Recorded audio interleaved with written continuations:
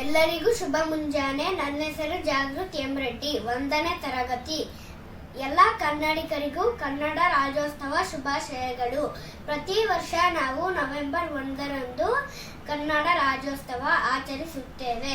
1956 November 1 Bharat ಭಾಷಾವಾರು ಪ್ರಾಂತ್ಯಗಳಾದವು.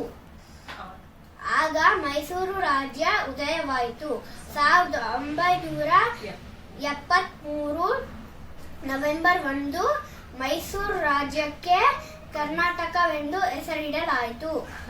Kannada ನಾಡಗೀತೆ ಜಯ ಭಾರತ ಜನನಿಯ ತನುಜಾತೆ. ಬೆಂಗಳೂರು ಕರ್ನಾಟಕದ ರಾಜಧಾನಿ.